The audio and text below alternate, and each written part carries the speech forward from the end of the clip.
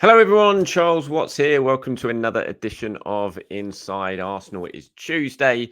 We're getting closer to the Premier League returning, but there is a big night of international football tonight. Lots of Arsenal players involved, so we'll discuss that a little bit later on in this video. We've got the Champions League squad that Arsenal have now submitted to UEFA. We'll talk about that. Kieran Tierney's been saying a few things. Declan Rice as well. So we'll go over all of that, and we've got some questions and comments from you guys as well. Now, I don't know if any of you noticed, but I've seen in the comments quite a few of you saying that the intro volume is too loud compared to when I start talking, and you're asking me to lower it. So I have asked the girl who's very kindly designed the intro for me to lower the volume, and I played it at the start of this episode. So let me know if that was better, if that didn't quite blow your ears off like a lot of you have been saying that the old intro has. So hopefully this one is a little bit better. Do let me know if it sounded better or not in the comments below. And if it does, then that's the one I'll use for the rest of the time. Okay, let's get starting, shall we? I wanted to talk a little bit about the Arsenal Champions League 25-man squad that was submitted to UEFA. Arsenal announcing that yesterday. No great surprises in there. I think there's a few maybe sort of eye-opening selections. Lino Souza makes the 25-man list. Arsenal's young left back, who is very highly rated at the club, signed from West Brom a couple of years ago, has been progressing through with the under-18s and the and playing under-21s football as well. Talented young player, left back, like I said. Obviously, with Kieran Tierney out, he's not in the squad. If needs be, he can be added in January. Whether that happens, we'll have to wait and see. Depends on how his injury recovery is going. I doubt it, but they might do. They might just take a chance in January, just in case he does get fit for, say, April or something, and Arsenal's still in the latter stages of the competition. So Souza's an interesting one, but I can see why that one's happened with Timber's injury. Cedric Suarez makes it, which suggests that Cedric is not going to go down the same route as Nicolas Pepe and not have his contract terminated, which wouldn't have surprised me had it have happened. But the fact that he's made this squad suggests that Mikel thinks he's probably worth keeping around now for the remainder of the season, or certainly for the first half of the season, which I think is probably a right move. I spoke about this in a video a few days ago, sort of looking at it, and with the injuries, with Tierney going, with Holding going, with obviously Timber's injury, you kind of looked at the Cedric one and thought it's probably worth keeping him around, just to make up the numbers almost. And that sounds a bit bad. He was obviously a professional footballer, but if you let him go, it's just not worth it. I just felt like he was one that was worth keeping around because of the numbers, because of the injuries.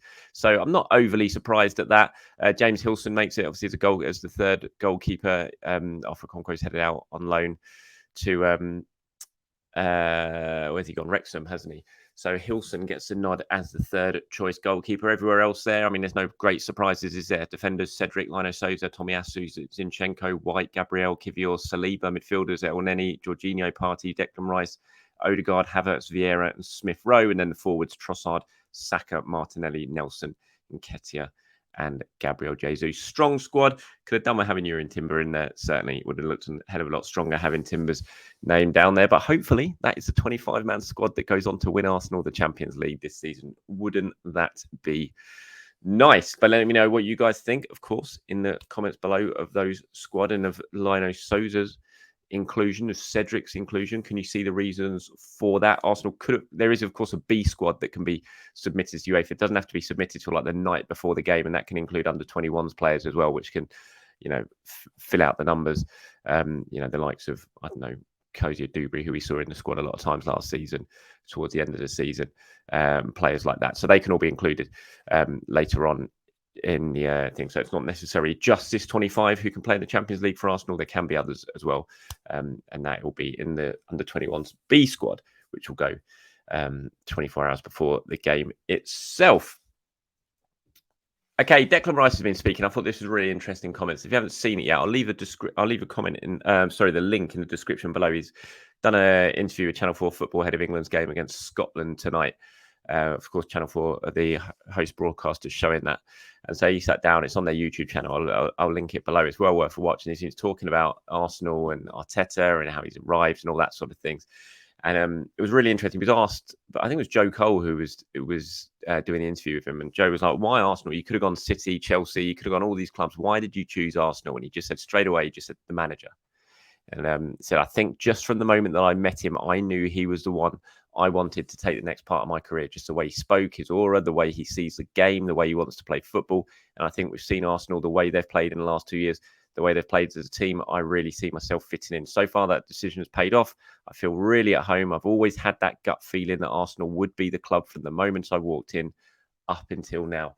And I think it goes to show, the sway that Arteta has, the way he talks to people, how people believe in him when he talks to them. And I thought it was really, really interesting comments from Declan Rice there about the sort of aura of Mikel Arteta. And he just does have that knack of when you talk to him, he gets people to believe in him. I remember Martin Odegaard talking about it as well, saying it's almost impossible to come away from sitting down with Mikel Arteta and not believe everything he's told you, because he just has that way of talking and he just manages to convince you.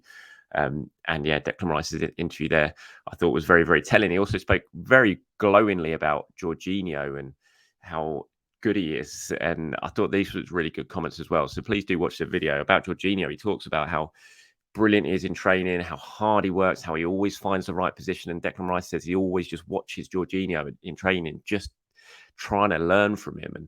And it's just another example of what a good signing Jorginho has been. I saw someone today, I can't remember who it was. I just saw the tweet doing the rounds on social media. An Arsenal fan saying 10 million Jorginho over 70 million Casemiro. And obviously, there was lots of bites on it from Manchester United players. But the more I was thinking about it, the more I think, look, Casemiro is obviously a fantastic player. He's brilliant at times for United last season. So it's very hard to compare. But Jorginho, just for £10 million, he has been an absolute steal. He's been such a good signing for Arsenal. He's done brilliant work on the pitch when he's played. Hasn't let Arsenal down at all. He's been fantastic at times. And I really think he's got a big part to play this season, especially in Champions League football when that all gets going very, very soon. But what he does off the pitch, what he does in training, the way he is, the way players look up to him, the leadership qualities he has. You see him on the touchline when he's a substitute.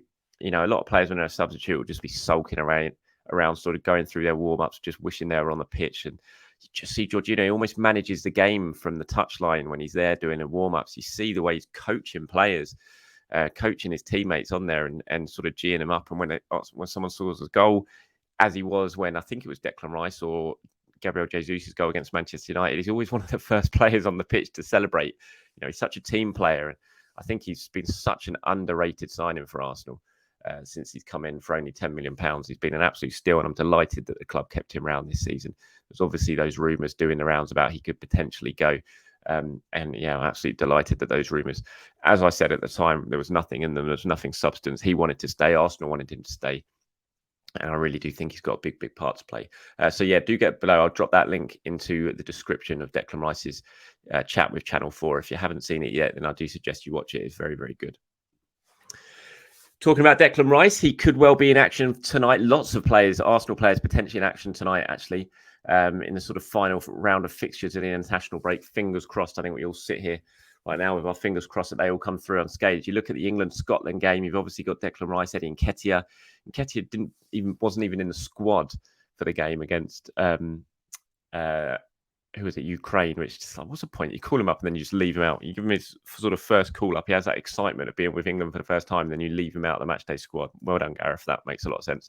But anyway, hopefully he'll be in the squad tonight against Scotland. Could well get on for his debut. If he does, that would be fantastic. I imagine Declan Rice will start. It's a friendly. It's against Scotland. It's going to be brutal. England versus Scotland. Although you call it a friendly, it is absolutely not going to be one of those. It's going to be really passionate. It's going to be high intensity. It's going to be tackles flying in. Basically, it's everything you don't want Bukayo Saka to be involved in. So please, Gareth Southgate, do not play Bukayo Saka tonight. I know those pleas are going to fall on deaf ears, and of course he's going to play him. Just hope Bukayo Saka comes through unscathed. He could well be up against Kieran Tierney, actually, which would be quite an interesting matchup. And Tierney's been speaking, and I'll look at some of his comments in a minute that he's been talking ahead of that game against Arsenal. Aaron Ramsdale potentially could well start. There's a few whispers that Ramsdale could start in goal for Arsenal. Then you've got the Brazil game later on against Peru, Gabriel Jesus, Gabriel, and Martinelli as well. 3 Arsenal players. Martin Odegaard in action tonight for Norway as well. I think Tomiyasu could well be. Kai Havertz could well be as well. So lots of Arsenal interest in the internationals tonight. tonight, and hopefully they can all come through unscathed and get back to London Colney at the end of the week in fine condition ahead of that game at Everton. Right, Kieran Tierney, as I said, has been talking. He's been talking about his decision to leave Arsenal and was it easy and everything like that. He's been talking about facing up against some of his former teammates tonight for Scotland. Here's what he said when he was asked about whether it was an easy decision to leave Arsenal and go to Sociedad. He said, 100%. Listen, I will always be a homeboy. I'll always love Scotland. And after my career is done, I will always live in Scotland. But you only get one shot at this. I had this opportunity to go to La Liga, and it was one I really didn't want to turn down. I took the chance, and so far I'm enjoying it. I'm in a really good place now. I'm enjoying it over here in Spain. I was buzzing to get the move done, buzzing to come away with Scotland as always. And we have another game against England before I return to the Basque region again. I'm really enjoying it. He was then asked about, facing up to the Arsenal players. He said, there are a few Arsenal boys in the England team, and it'll be good to see them again. We know how good they are. They have started the season well, and they are world-class players.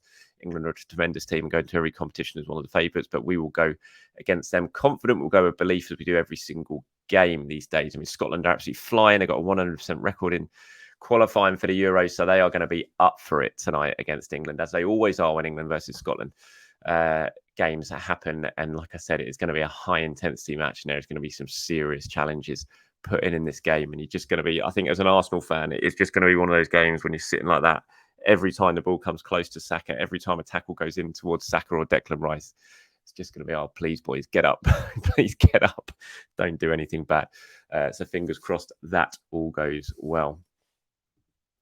Okay, let's move on to some of your questions and comments before we finish this, shall we? And also, it's Tuesday today, so Inside Arsenal Extra Time returns today. Myself and James will be linking up very soon to record that show. If you do have any questions or comments, do get them in. You're not going to have much time to do it because we're recording very, very early. I should have done this yesterday, so apologies. I did put the question out on Twitter as well, so I've had lots of questions come in from there. But if you do want to try and get involved in this, and as soon as you watch this and you have a question, then put it down, and I'll try and have a look before we start recording.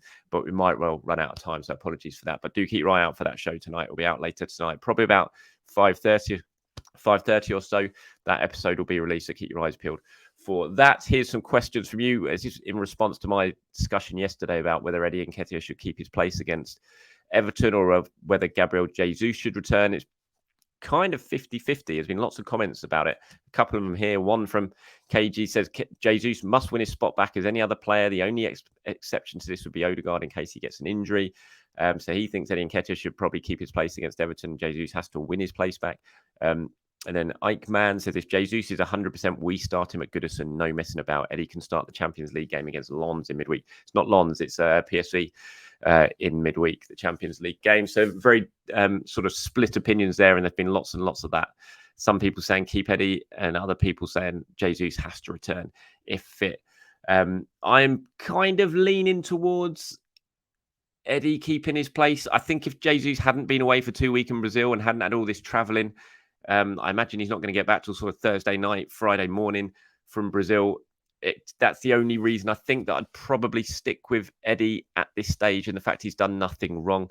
Jesus obviously showed what he can do off the bench against Manchester United with a really, really good cameo, scored the goal as well, so his confidence should be high. So I'd have no issue with Jesus starting, but I think I'd probably just stick with Eddie for this one and leave Jesus as an impact substitute for the second half. Here's one from C Lord says, I think we need to move away from words like dropped, Charles. We have Everton on Sunday, PSV on Wednesday, then Spurs on Sunday. If Eddie doesn't play against Everton, it doesn't necessarily mean he's been dropped. Just it is unlikely we'll play the same team for 3 games in a week. We will need to rotate this season. I could already see people saying, why is X dropped?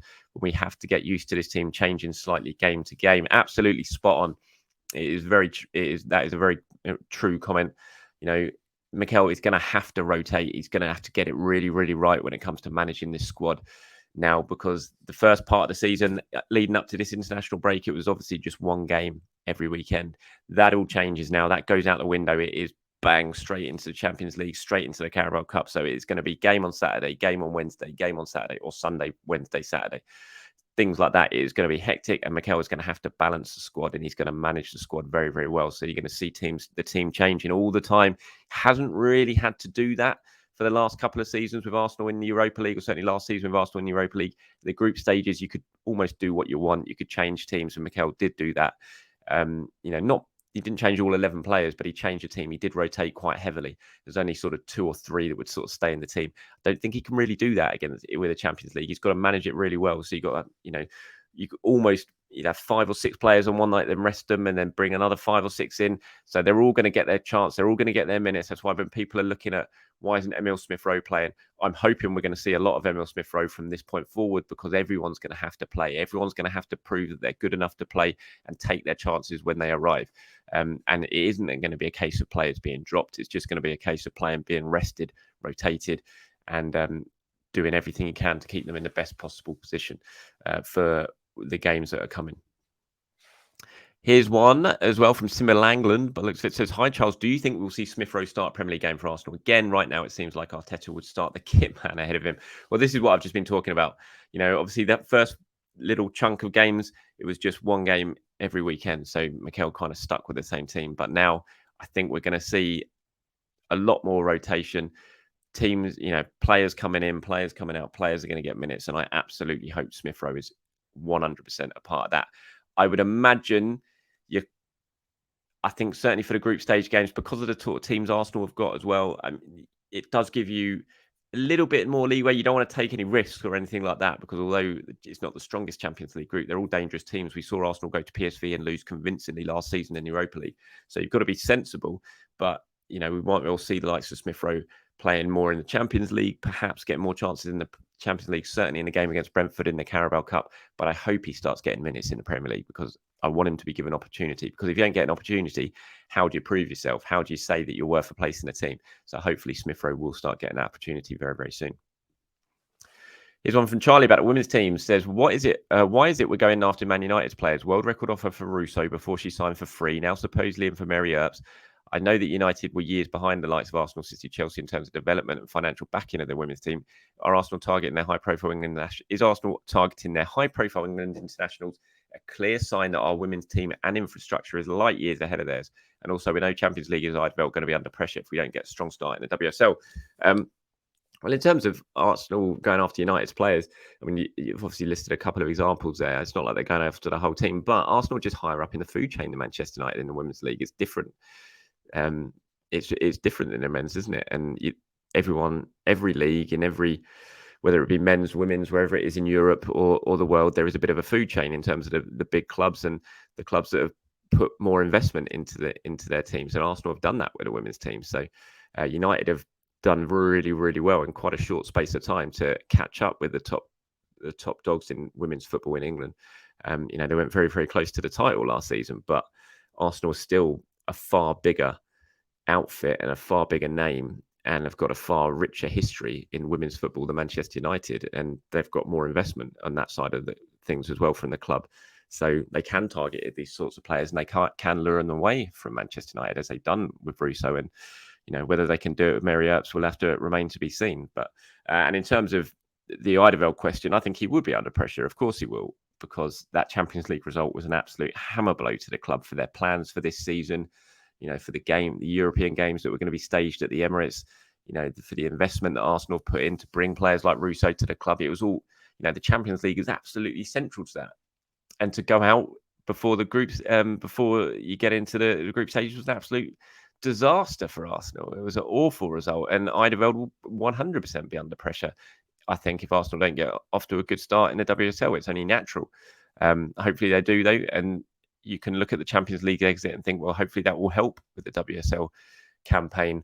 That would be scant consolation, of course, because everyone wants to play in the Champions League. But you would hope that in terms of squad management and everything like that, this will give Arsenal a much better opportunity in the WSL, and they can get themselves under light. But I think Jonas is 100% going to be under pressure to perform now because of what happened with that Champions League result.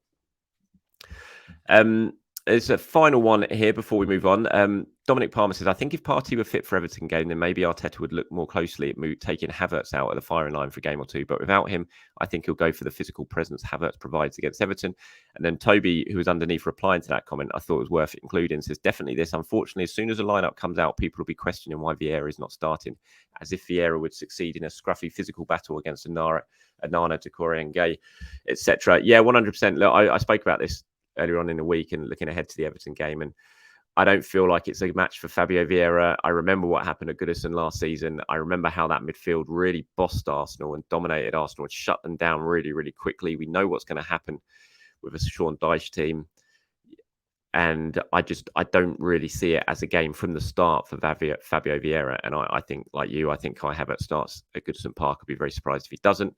And we will talk about that as we go a little bit later through the week and we get closer to that match at Everton on Sunday afternoon. All right, that's it from me, everyone. Thank you very much for joining me. As always, please do look out for the Inside Arsenal Extra Time, which will be going live later on, sort of late afternoon, early evening tonight with myself and James Benge. Until then, everyone, have a very good day.